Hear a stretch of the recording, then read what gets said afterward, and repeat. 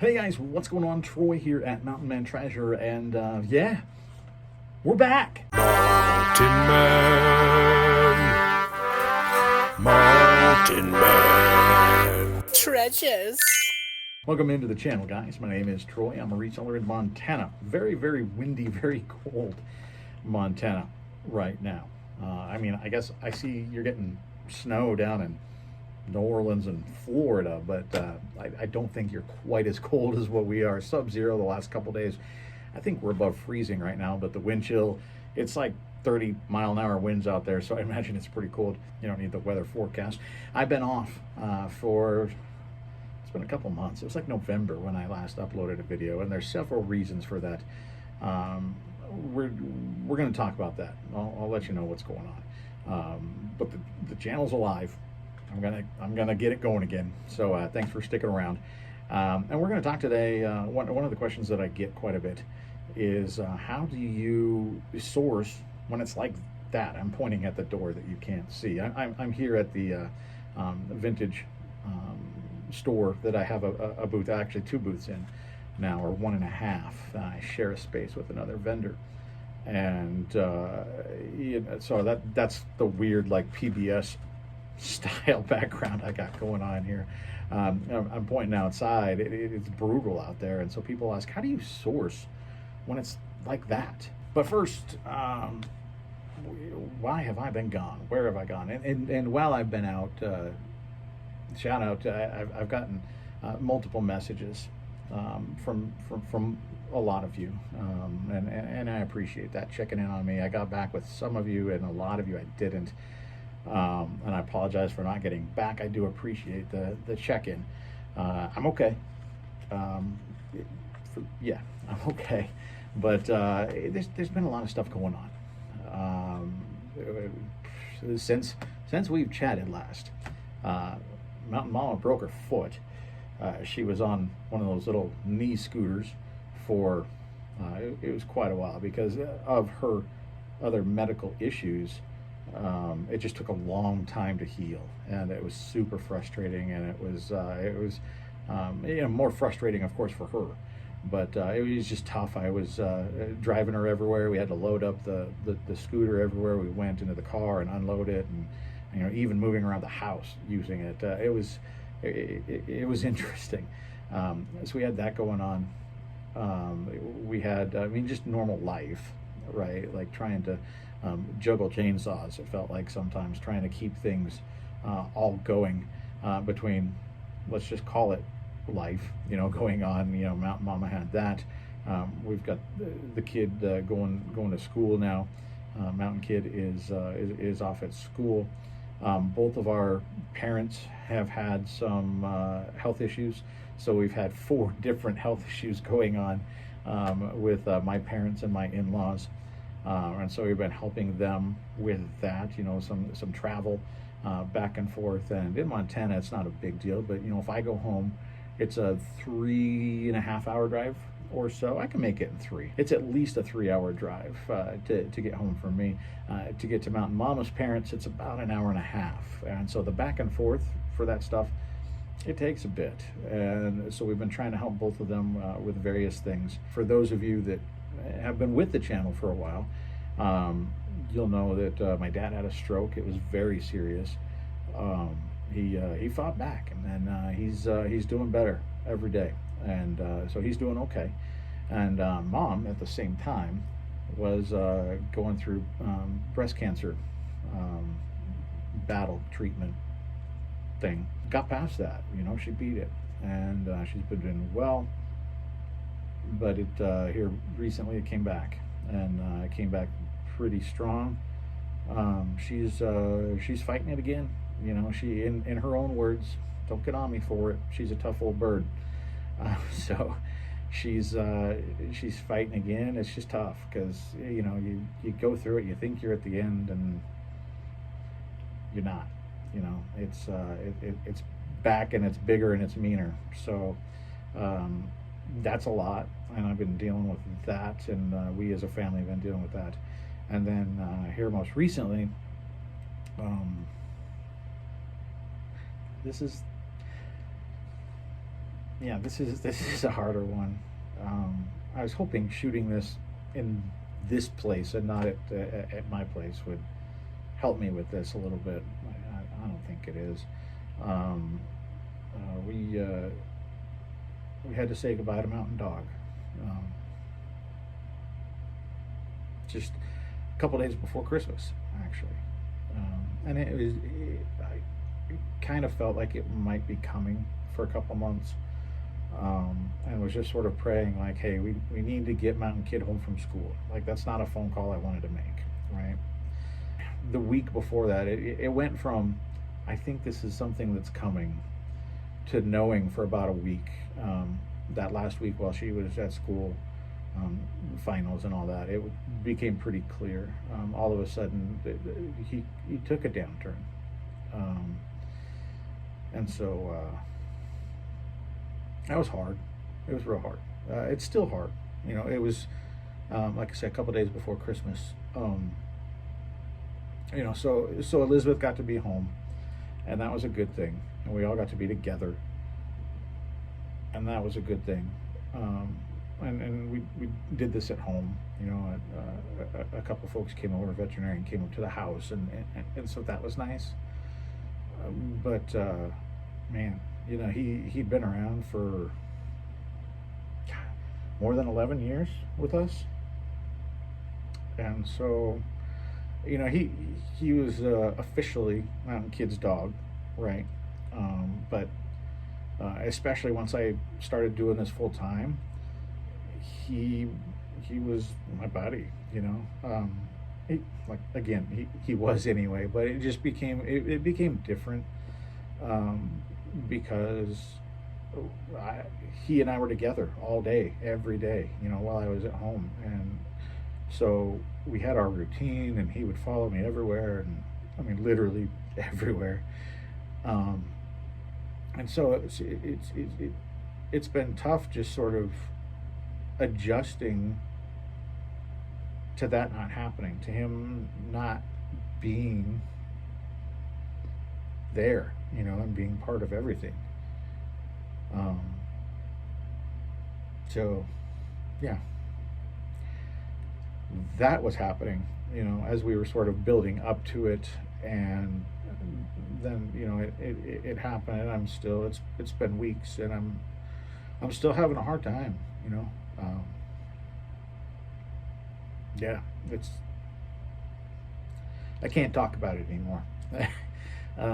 I can't. But you know, you guys are family, and I wanted to let you know what was going on, and that was kind of a big part of it too. Is, like I said, for a couple months, you could tell something was happening, and so just that weighed heavy. And so that was going on. Like I said, just the juggling of all of those chainsaws. You know, at some point I decided I have to take a little bit of a step back. You know, I have to, just for my own mental health. And I've talked a little bit about it. I'm not going to take a deep dive into this. But I deal with some anxiety issues as well. And so, you know, to have that along with all the stuff happening, and I just, like I say, I needed to take a step back. I needed to take something off of the slate, right? Like something, one of those chainsaws had to go over here, or I was going to drop them all. And it felt like YouTube made the most sense. And so I had to hit the pause button. And you know, now I'm starting to try to pick that chainsaw up again. Algorithm's going to fight against us because it's been a little bit dormant for a while, but we're going to get it going. We're going to get the ghost channel, Big Sky Paranormal. If you go check that out, the information is in the description. Go check that out. We're going to get that thing going again as well. Maybe we'll put a video together on this channel. I actually just bought something off of Facebook. This guy that collects military stuff, mom picked out a few items that weirded her out, said they had bad juju, and she wanted them gone. And so he sold them off. I bought them off of Facebook because mom says they're haunted. Maybe that's a good tie-in. There's some resale value. Is there any paranormal value? I don't know. Maybe that's our next video. Maybe we'll do a fun little video on that. So that's upcoming. But the channel, it's coming back, I promise. And so for all of you that have stuck around for 10 minutes plus, how about some reselling content? Okay, sorry, had to stop there. Was hearing, speaking of ghosts and stuff, this store has some weird things, and I keep hearing sort of a thump thump sound over on the other side. It sounds like downstairs, and so I had to check because I closed up here just before we started this thing. But it sounded like somebody was moving around down there and or on the stairs, and so I had to go make sure. And of course, I go over there, and the sound sounds like it's over on this side downstairs. But then I go downstairs, and there's nothing downstairs, and you don't hear the noise down there. There's some weirdness in this store, 100%.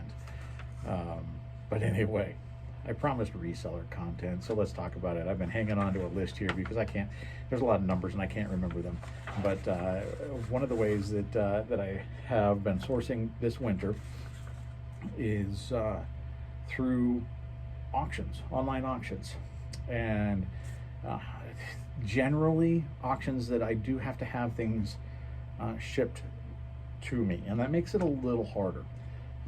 When you get online for auctions, if you've never done it before, you know, it's just like an eBay auction, you know, in that sense.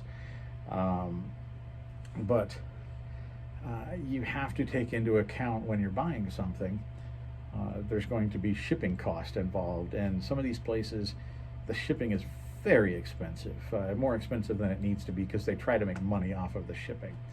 And so you have to be careful about what you bid on something, because you have to remember you're going to tack shipping on. And guess what? You're going to tack on a buyer's premium as well. Sometimes it's 10 or 12%, sometimes that's 20%. Each auction place, auction house, business, they all price it differently. And so you have to really check before you start bidding in these auctions that, you know, you need to know, I guess is what I'm saying, what they're going to charge, so you can factor that in when you're doing the math of how much can I bid on this and pay the buyer's premium and pay shipping and still be able to profit off of it. So you know, that's the case for me. There are a couple of auction houses that were within driving distance. I'm looking at a couple things in Bozeman right now at an auction they're running. That's about an hour and a half or so, and so is if I go to Great Falls, that's about an hour and a half. I've been to an auction there. We'll talk about some of the stuff I got at that one. You know, so there are a few in the area, but generally I'm, you know, some of the more recent ones were from North Carolina, from Maryland, you know, stuff like that. And so I've got to be careful to figure in shipping and fees into my cost, because you have to be careful. Now, generally, you're going to do a little bit better if you can buy things that are in a lot, right? In other words, you know, there's a whole box or a whole flat, or, you know, a bag or jar of jewelry or whatever it is. You want quantity. That way your per item cost is spread out, and you have a better chance of finding something that they missed, right? When you're bidding on a single item, it does become tougher. You're bidding against people that maybe just want that item, so they're not worried about paying the value of it, paying for what it is, because they're not worried about resale, right? They know that's a $50 item. They'll bid up to 50, maybe 55 or 60 bucks to get it, because they're not concerned about the margin, right? So lots of things tend to be better for resellers, but there's exceptions to that. And I've listed here a couple of the things that I've picked up. I'll put I went through and took pictures of my of my laptop screen today. Super high tech here, so the pictures aren't going to be super clear because it's pictures of a screen. But I'll take a picture or show you a picture of a few of the things that I've bought recently, just to give you an idea of what I'm buying, and then I can tell you what I'm selling it for. This is by no means an exhaustive list, and a lot of the things that I start bidding on, they go too high and I abandon them, right? Because at an auction, you can get caught up in it and you can keep bidding. You can win whatever it is that you're trying to get. But are you going to win it at a good enough price to sell it for a profit? And that's what we're doing, right? You've got to be able to sell it for a profit, and enough of a profit that it makes sense, right? You can't have super slim margins here. At least not. There's the banging again. Not overall. So I mentioned it's tougher to buy single items. Well, back in November, I think this was. Harley Davidson vest. Now, this was an auction that I was driving to, and so I could buy more things. I wasn't worried about shipping because I planned we were going to go up there and have lunch and kind of spend the afternoon, and it wasn't a big deal. We could buy bigger, bulkier things. We could buy fragile things, and we could buy more volume. That's another thing you have to think about when shipping. The more stuff you buy, the more complicated it is to pack. The bigger, heavier it is, the more it's going to cost. So if you can drive to pick it up, you can buy a lot more of that stuff. And so some of the stuff that I would have maybe not bid on normally, it's like, well, we're going there anyway, so let's make it worth the trip. Let's add a lot of, because you don't want to win one lot and then drive 90 minutes to pick it up, right? Or most of the time. That's just not going to make sense. So you want to make the most out of your time as well. So this guy right here, I bought a Harley Davidson vest, like a lady's little puffer vest. Nobody was bidding on this thing. And so I paid $7 for this guy and sold it on eBay for $41.29 plus shipping. Not bad, right? Bought a lantern for $5, brought it in here, put it in my booth, and it sold for $25 in about a week. It sold really quickly. I bought a Santa. Now this thing was about 6 foot tall, not quite 6 foot tall, on a base, and he danced, he talked to you, and then he started singing a song, and it was either motion activated or you could hit a button. And the coolest, one of the two coolest things about it, in addition to the fact that he was just a 6 foot talking, singing Santa, you could hit a switch. He was bilingual. You could make him sing it and talk in Spanish. I've never seen that before.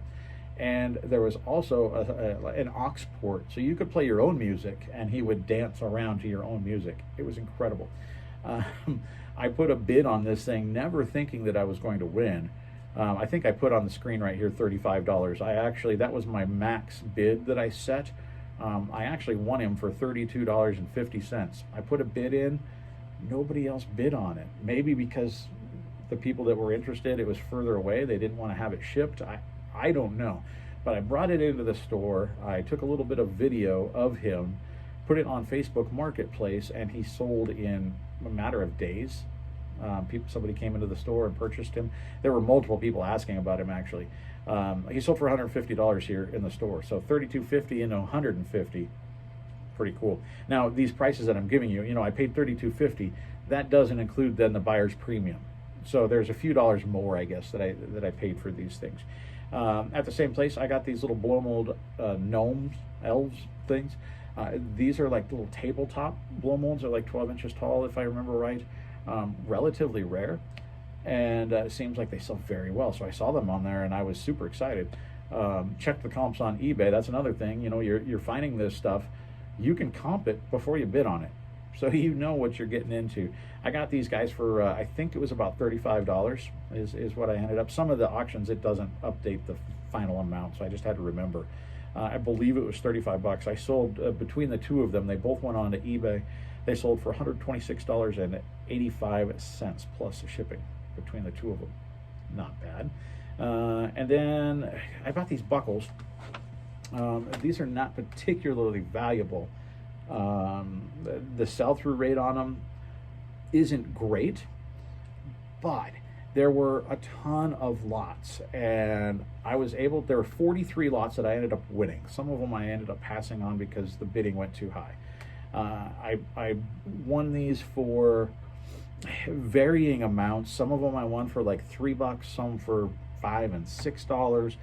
So it was all right in that range. National Finals Rodeo belt buckles, NFR.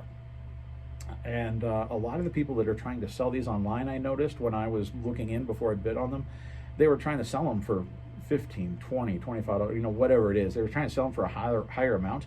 And I thought, well, if I can get these for, you know, I probably averaged between all of them, I probably averaged about $2 a buckle, $1 to $2. I can make a profit on them by selling them pretty low, right? And so I put them up. A lot of them sold before Christmas, I'm assuming, like stocking stuffer type things. But as I'm recording this, I sold one today. It actually went to Australia. They paid like $17 shipping to go to Australia.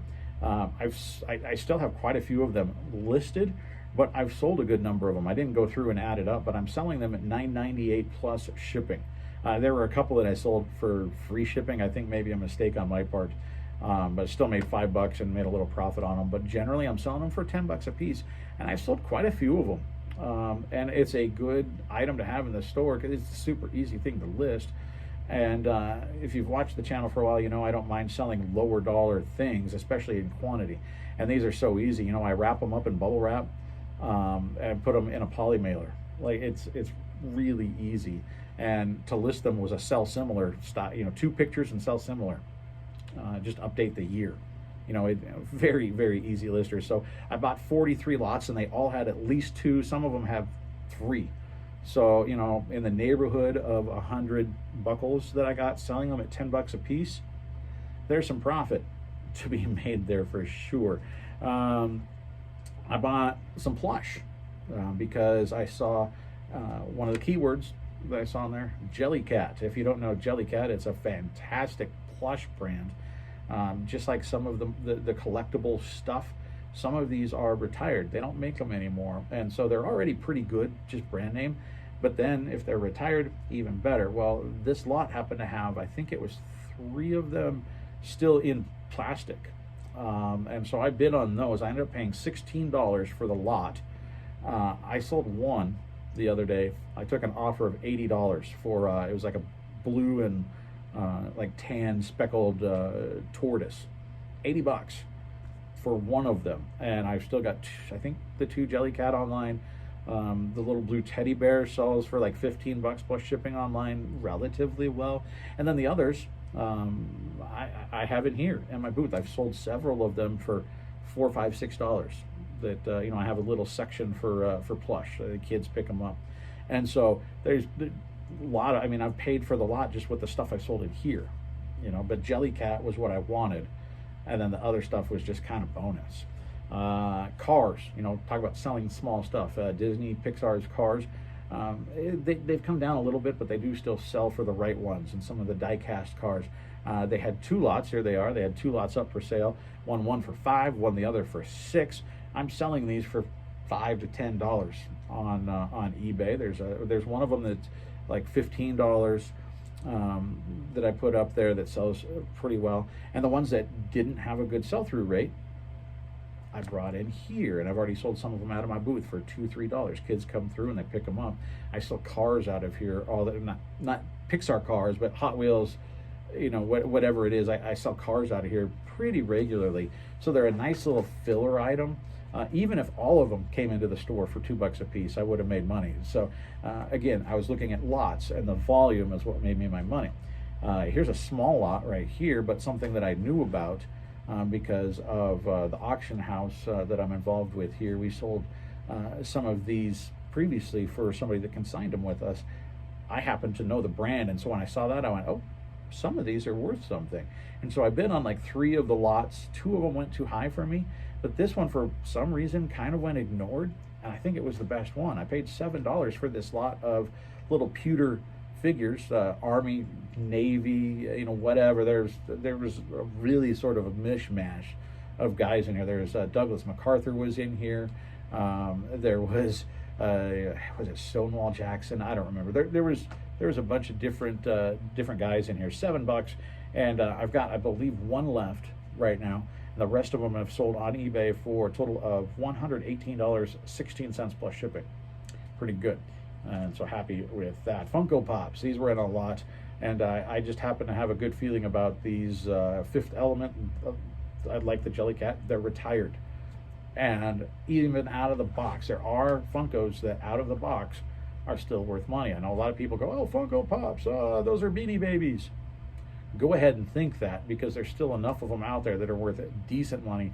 You find them at garage sales, you find them on Marketplace. In this case, I found it at an online auction, box of these things unboxed, and I paid $25 for it. Sold them for $215.15 plus shipping. All told, I think I have one left. I've got to check. I do think I have one left that's like 10 or 15 bucks, but I just packaged up one today.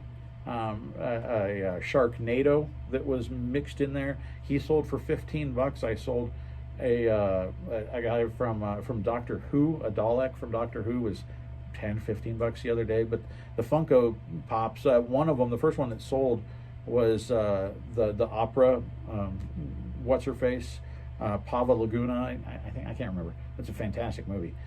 She sold for like 40 or 45 bucks. She paid for the whole lot, and so. Buying lots, even loose. Funkos, still money there. Star Wars books, I sell them here in the store. The hardcover books sell for $6 to $8 in the store. I paid $3 for this lot. I actually bought another lot as well for $10 of, I think 4 or 5 books was in that lot. Those all came into the store. One of them sold yesterday for, I think it was $6. We've got the other ones in here. But this particular picture, $3 for these 3. I sold the good one that I saw, and that's why I bid on the lot. There are a few that are pretty good. Sold for $36 plus shipping on the bay, and so everything that sells in the store is bonus prizes. This guy, Toy Story in the package. Some of the vintage ones are the more rare, are worth money. This guy picked up for $6. Nobody else bid on him, I don't think. Or one person opened for $5 and I bid $6 and they didn't come back. Sold for $44 plus shipping, and I think it sold in like 2-3 days. It sold super quickly after I had listed it. I picked up here locally off of Facebook Marketplace for a couple $100. I think 6 different figures. Like, they were the pull string and they talked. They still had the boxes. They were pre-owned, but they still had the boxes and the certificate of authenticity. They were pretty fancy ones. I just packaged up my last one, was Woody, that sold. A lot of them sold just before Christmas. I packaged up Woody. He went out actually today. He sold over the weekend. He sold for, I think it was $147. And Jesse sold for at least that much. We had, I think it was Buzz sold for quite a bit. Mr. Potato Head, those guys all sold. We made several $100s off of that. But the best one, saved the best till last. I was hoping nobody else would find these. Before I put up the picture, I found these about a week and a half before the auction ended, and I was the winning bidder until the last day for these 2 different lots of the same thing. One for $6, one for $7. I was going to do somersaults, and me doing somersaults, I'd have tried. Somebody found them in the last couple hours, or they were watching them and just waiting until the last couple of hours. Either way, they started bidding me up, and we got into a little bit of a bidding war back and forth in the last couple minutes. I wasn't going to let these things go. Here they are right here. No surprise that they went largely unnoticed, right? They're totes. In the listing itself, I should have taken screenshots of that, but you go into the little listing and it was 2 or 3 pictures, basically just hovering over the tote and looking at it was the second picture. You couldn't see much, right? And generally people ignore media. I like that because I still find winners. I love selling media. It's so easy, and there's decent money in it. Not usually as good of money as what I got here. And what happened was, one of the totes was clear, and I could see through the side one DVD that I thought looked like it said Drum Corps, and I did some searching. Sure enough, it was Drum Corps International. If you don't know Drum Corps International, think marching bands, but drum lines, right? And then they get together every year, and there are the championships at various locations, New York or New Orleans or wherever it is. I don't know why this stuff is super expensive, But one of the bigger things that I sold, I think I sold it on Poshmark. I used to sell on Poshmark. I found at the thrift store a Drum Corps International satin jacket, and I ended up selling that on Poshmark for like, I think it was a couple $100, years and years ago, like probably 10 years ago or something now. So that was always in the back of my mind. And then when I saw this again, I went, oh yeah, Drum Corps, I remember that. That's what happens. The more experience you get, you start to remember things that you've seen in the past. And that's why it's good to watch YouTube videos too, of, you know, what sold or garage sales or whatever. Even if you don't sort of just front of the brain remember brands or styles or whatever, sometimes it sits there in the back and it waits until it comes up in front of you. And then it's, I don't know where I saw this, but for some reason, I'm pretty sure this is a thing. A lot of times it is a thing. So, you know, just file that stuff away. Drum Corps International, file it away. These were totes I could see once I looked at the pictures and knew what I was looking at. There were, you know, 10 or 12 discs that I could see, or cases that I could see that, okay, that's the same design. Those are Drum Corps International as well. Then in the other tote, it looked like, I was like, you know, that looks like maybe Blu-ray. Those are more expensive. And I could also see that some of them were sealed. So you get on WorthPoint, you get on eBay, and you take a look at what these things have sold at. And so even, again, remember, I had to pay the fee on top of it, and I had to pay shipping. And I bought a lot of stuff from this auction. So by the end, shipping was a couple $100. It was actually pretty expensive. I didn't get these for $6 and $7, but you saw them. I'll put it up again right here, or right here, wherever it goes. I'll put the little screenshot up. I paid $152.50 for one of the lots, and $255 for the other one. A little bit of this was a gamble, right? Because you couldn't see all of the movies, just a couple that were on the top. It was kind of a blind buy. Didn't know completely what was in there, but I just had a good feeling. If they had enough of these on the top, there was probably more in the bottom. So all told, we paid $407.50. Now, there were other movies. It wasn't all just Drum Corps. There were a lot of other movies, a lot of them sealed. And so I've listed and sold a bunch of the other movies as well. We've made probably a couple $100 off of just the regular movies. I, surprise, found an HD DVD, different style. It's like a maroon cover instead of like the black DVD or the blue Blu-ray. HD DVD didn't really take off. It's hard to sell, sort of like Laserdisc. It just didn't make it. But for some reason, $199 comp for Twister sealed. So I've got that up there. That happened to be in there. That was a surprise find. But a lot of like $5, $10, $15 movies that have a really good sell-through rate were in those bins. And so those got listed. And then the Drum Corps International, we found, I don't even know how many there were, to be honest with you. There were probably at least a dozen of them that were still sealed. And so I've sold through most of those. There's a couple left, like 2 or 3 of the sealed ones still left. And then I bet I have 15 or 20 of, there's Drum Corps International, and then there was also the DCI, there was also DCA. Those are the alumni. Drum Corps International are college kids. And so then there are people that come back and they keep doing it. And so there's Drum Corps Associates, I think is what it's called. Those are the people that come back, they're out of college, and they're still doing the same thing. There were DVDs of that as well, and those are even more rare.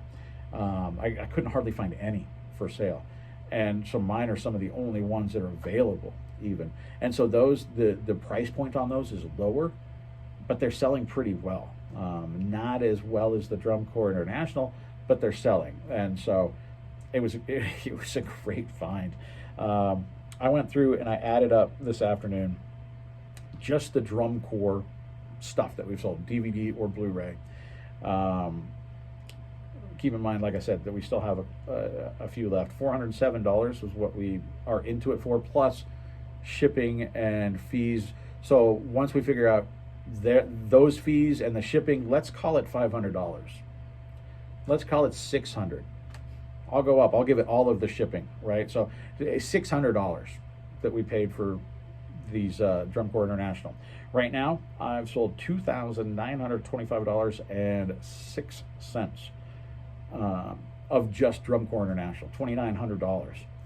We're going to make maybe $3,000 off of this deal. The stuff that, especially the Blu-ray that didn't sell online, I get $2 a piece at my pawn shop here locally that I go to, and so I save up a pile of those. I bring them in today. I brought in, not just from this, it was maybe some of them were from this, but from other buys. I put them in the back room, and once I've filled 2 grocery bags, I bring them in.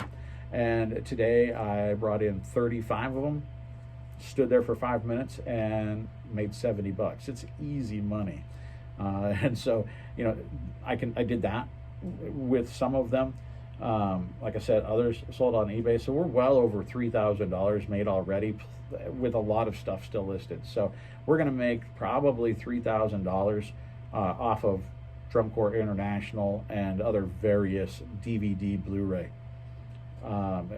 Go ahead, if you think that physical media is dead, I appreciate that. One other person didn't, and cost me a couple $100 on this, but yeah, I mean, I made great money off of that. And so all of this to say that you can make money if you live in a northern environment where the season is short, if you buy online on auctions. Even if, I mean, those had to ship from North Carolina, and I'm still making good money off of them, especially because like the Toy Story toy, and I think the Funko Pops, the pewter figures, I think that all was the same auction. And so we're making a ton of money off of this single auction. So, and there's so many of them out there, right? And so get on there. I'm bidding on high bid. If you're bidding on the stuff that I like to bid on, you know, send me a message. Make sure you're not bidding against me. I don't want to be bidding against you, to be honest with you. I'll bid against other resellers, but not viewers of the channel. That's not cool. But yeah, get on there. Get on high bid, HIBID. You can find auctions all over the place. You know, if you're into jewelry, there's jewelry. If you're into coins, there's coins. You can buy real estate or cars off of there. You can buy all kinds of stuff. So there are ways to make money when there are no sales going on and you don't have thrift stores, or they're too high priced, you don't want to go into them, or you just hate Goodwill and you don't want to mess with it. You can have stuff shipped to your doorstep, list it, and make money. So long video today, a couple of long segments, but just wanted to explain to you what I've been doing and why I've been doing it offline. I just had to unplug from, it wasn't even just YouTube, it was, you know, really kind of social media. I just needed to unplug a little bit.